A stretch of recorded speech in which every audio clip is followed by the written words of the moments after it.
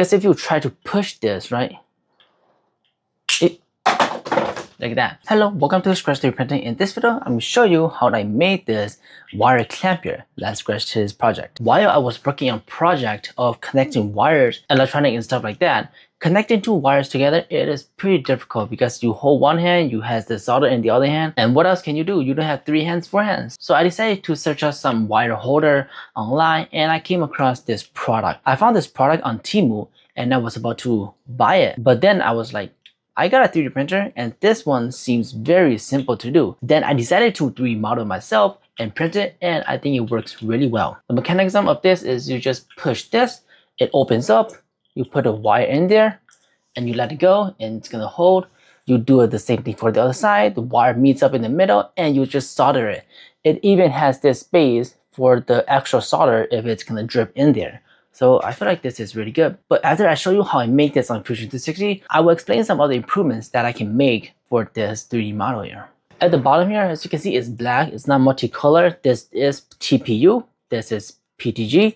And the black here is also TPU, and this is also PTG. But when I print the TPU, it's still smooth, so it slides on surface very easily. So hopefully there's a material out there that is more like rubber that you want to put on the table. It does not slide that much. The pad here is also TPU, and this actually holds the wire pretty well, so I'm pretty impressed with this. It consists of this block for the spring and stuff like that. And then you print out these rubber pad with TPU. Then it has these groove, you just put it in there. And then you just super glue them together and you will get it. Once you have that, right, there's a spring in here that will push back and forth. So you push in and then the spring push back to clamp the wire in here. You could also 3D print your own spring, but I don't think it's gonna be as strong as a real spring right here. But enough talking about that, let's jump over to Fusion 360. All right, we are now in Fusion 360 and I'm gonna show you the step I take to make this wire clamp. So the first thing that I do is I sketch this. So I did a 35 by 60 sketch. You can do however you want.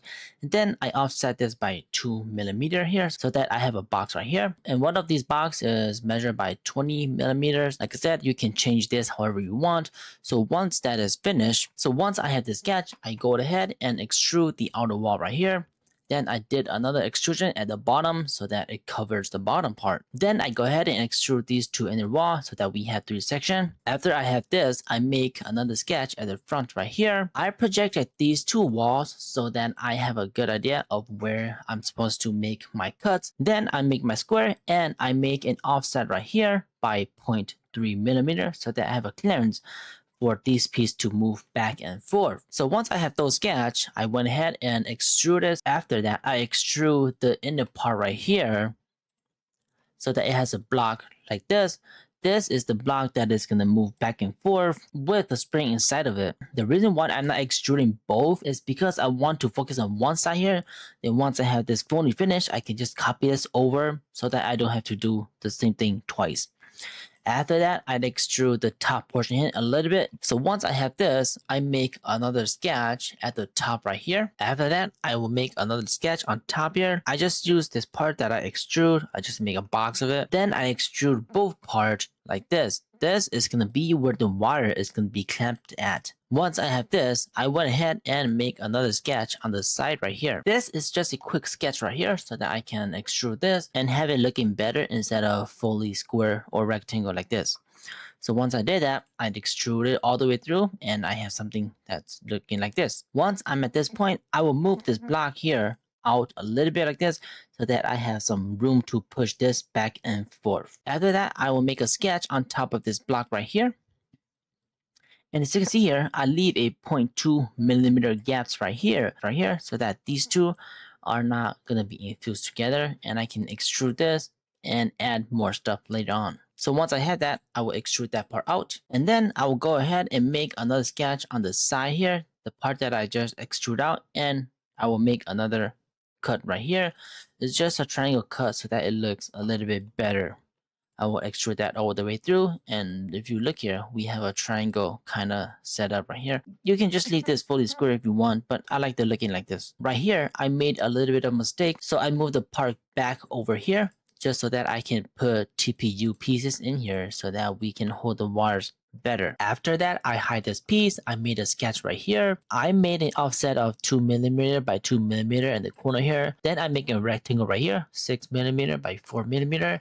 Then I offset it by 0.3 millimeters so that I can stick these in there and use super glue to attach them together. I then extrude the outer and inner rectangle right here on both sides so that we have this cut out. I then extrude the inner rectangle right here, and this is going to be the piece that is going to be TPU. As you can see here, I painted this black. Once I have this, I'm going to go ahead and extrude the whole thing right here so that I get a piece of itself.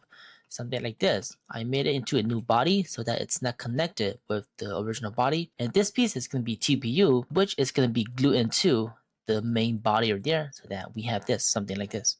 So that we have something like this. So after that, I hide this TPU piece again, and I just round off the corner here just to make it look a little bit better. Once I have that, I will go ahead and round off this piece as well, like that, so that it can be printed better and we can just stick it in there. Once I have all of this, I go ahead and hide everything except this block right here so that I can extrude the rectangle into here, and I just repeat the same step. Then I made a construction plane right here, which is behind the rubber pad right here, so that I can mirror this over to the other side like this, and I don't have to, remodel everything again. Or I can just copy and paste, but this is the way I chose to do it. I then fill in everything like this. Now I'm going to be looking at the top. If you look here, the TPU black piece here is a little bit bigger than the block here. So I went ahead and just extrude it a little bit thinner, as you can see right there. So these two pieces are almost exactly the same, but one piece is just a little bit wider than the other piece, as you can see right here. So you can kind of use them interchangeably, but one of the pieces is smaller and one of the pieces is a little bit bigger or wider. So once I'm at this point, I went ahead and hide everything again. I made a sketch right here. This circle right here is going to be for the spring so that we can lock in the spring here and it does not pop out. So this is a 7.10 millimeter circle. Then I will go ahead and extrude that. I then also extruded another circle back here for the spring so that the spring is locked into both ends and it does not pop out. So at this point, I am pretty much done with everything. I just need to copy this side over to this side. So I went ahead and make another sketch at the bottom here. This is the TPU bottom piece that I initially thought that if I do this, the whole thing is gonna be a little bit more sticky. So I just quickly sketch out a rectangle right here and offset it by 3mm. I then just extrude it and stuff like that. So now I got a piece at the bottom here for the TPU, and it just look a little bit better as well. So at this point, I'm pretty much done. I just need to copy this over and round off all the edge, as you can see right here. I just copy and paste it over and then round off the edge, and just making everything look nice and clean, as you can see right there. Everything is round off the edge and stuff like that. It just look a lot better, and it's going to be easier for the 3D printers to print. So there you go. I hope you guys can follow this. If you want a more in-depth detail of 3D modeling in Fusion 360, let me know in the comments down below, and I would definitely make those kind of videos. Okay, as just out there, it is pretty simple to make one of these pieces and then print it out so that you don't have to wait 2 weeks for a product in China to ship to the United States, right? And you can customize it to however you want. So a couple things that I feel like I need to improve this is to get maybe a stronger spring or to widen this gap a little bit so that I can hold bigger wires. Because if you try to push this, right, like that. If you try to push that, the spring is gonna bend and it's just gonna fly out. So that's the next improvement. Whoop, I lost the spring and the piece, so I'm just gonna use this as the example. When you record a video, things never goes according to plan. Another improvement that this can be done is to make a lid right here so that when you push this, the spring does not fly out like that. Those are the two things that if I'm gonna remake this, I'm gonna make it like that. But I will have this model in the description down below, so if you want, you can download and print it yourself, make modification to it. I would love to see what kind of modification you're gonna make to this. But that'll be it for this video. Thank you so much for watching. If you enjoyed this video, leave a like, subscribe to the channel because more amazing stuff like this is coming. If you haven't yet become a member of the YouTube channel, it helps me tremendously. And as always, keep on 3D printing.